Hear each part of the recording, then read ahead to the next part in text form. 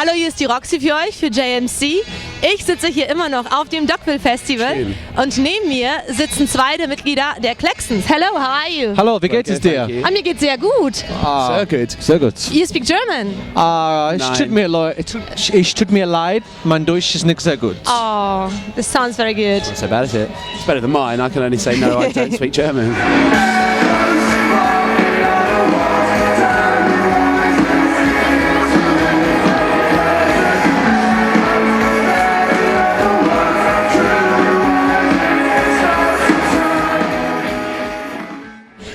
To talk to you about your upcoming album, which is coming next week. Yes. You work on this new album, Surfing the Void, for 3 years now.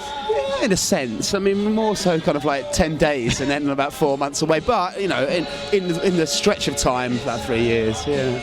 Yeah, 3 years is a long time. Many changes can happen then. What were the biggest changes that happened to you and your music during these 3 years? It's a very interesting question. Most interesting change. I think like the smiles on our faces got a lot bigger. You know, the smiles on our faces got a lot bigger. The greys in our hair have got a little bit where? more prominent. It's kind of here, you just can't see it because there's a distance. What are the big changes? Kind of individuals, we're all single now, whereas before we're all, you know, quite kind of heavily attached to various relationships. Now we only go out with each other. I think that, you know, we kind of discovered each other, you know, and being in relationships with each other. Okay. Which is something that, you know, first of all kind of didn't really happen. We couldn't figure it out. We were trying to pull away, but now we sort of pull close. One visual thing that I recognize, looking at you, what changed is we're hot. You're not wearing this colorful clothes anymore. I didn't realise we had a camera. I would have got dolled up for you. I have got something colourful. This is red, look. And I've got got red jeans on. You have.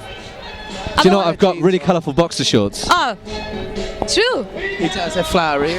This is colourful, I think. I always have colour. It's just kind of a bit more subtle, isn't it, at the moment? When I look at the cover of your album, I see this space cat. There he is. And this somehow reminds me of the Cold War, where the Russian and the American compete against each other. Absolutely. Who will be the first one? Well, they're going to have to combine, aren't they, if something's going to happen in space? Or maybe the Chinese will just go and do it on their own.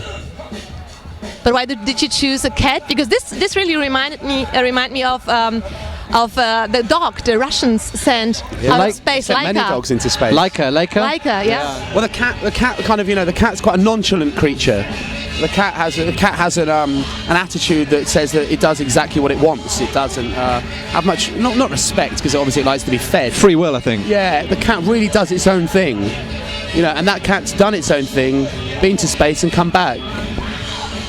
That was that. It's over. He didn't like it very much. Have a look at his face and try and think, you know, how did he feel about being in space? And I think that emotion that's on his face, you can kind of relate to, and should only kind of influence you in really enjoying living on planet Earth.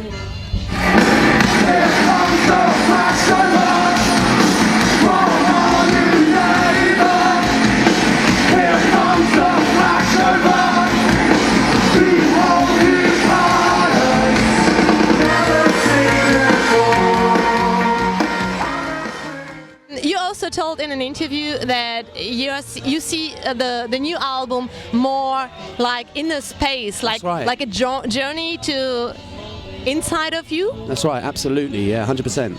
It's very kind of, you know, we had to dig quite deep on a personal level, and we really had to not be afraid to expose ourselves on this record. We very much kind of dug into everybody's personalities and brought them out as much as we possibly can. It was a inner exploration.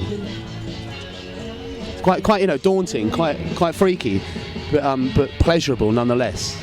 I was going to say it's like an inner excavation. Yeah, absolutely. Digging away at your soul, you know.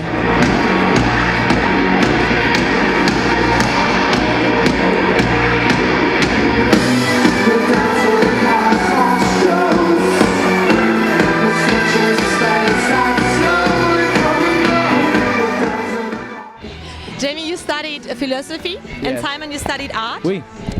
What kind of influence do you see from these experiences into your music and into your lyrics? I think like that gives us license to talk absolute crap all the time.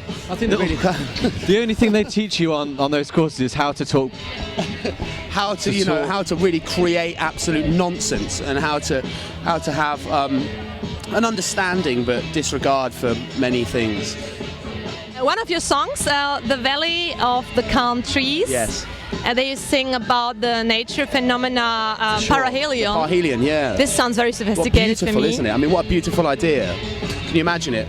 So, if you're standing at a certain point in the Northern Hemisphere, I think maybe you can see it in Norway, I might be wrong. But if you're standing there in a snowscape, it's very cold, and out in the distance where you see the sun, in the sense that maybe you can see those two lights there, the way that the light hits the atmosphere and the dust in the air at that point, like the ice in the air, it shows the sun splitting into three. So you can stand there and it will naturally seem as if there are three suns in the sky. And I thought that was quite a beautiful picture, you know.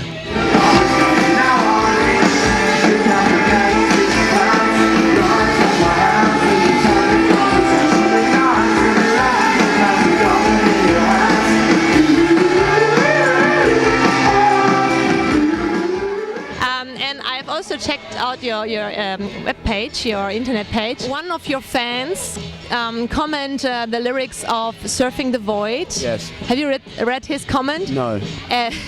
He or she, I don't know. I was mad. He or she compares the lyrics of Surfing the Void with Greek atomism and the formation of the world.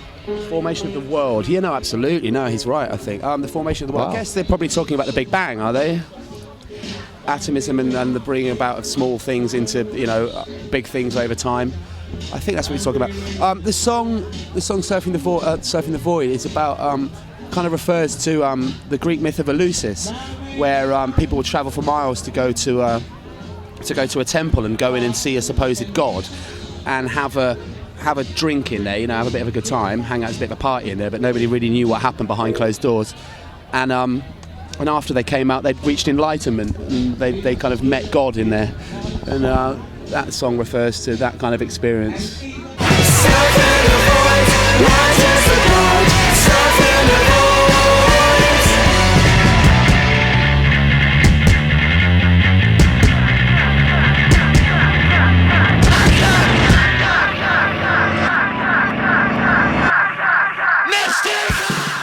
We're here at the Dockville Festival, yes. And Dockville is not only music, it's also art. And yes, the good. topic is recreation. Okay, recreating. So they made art of material that was used before for different object. things. Well, that's what we do, yeah. Imagine if you would be a sculpture on artificial object here at the Dockville Festival. Out of which material would you be and why?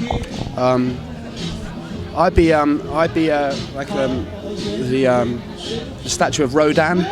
You know Rodin, the thinker. And I'd be sort of sitting like this, and I'd be made of smoke, and then I'd just kind of evaporate. Why? I don't know. I just imagine that being quite a beautiful image. That's nice. I'd be Pink Floyd The Wall, made out of plastic cups. Yeah, of course. All in all, it's just another plastic cup in the wall. So, das war die Roxy für euch. Vielen Dank. Bei den Klaxons. Tschüss, bis bald.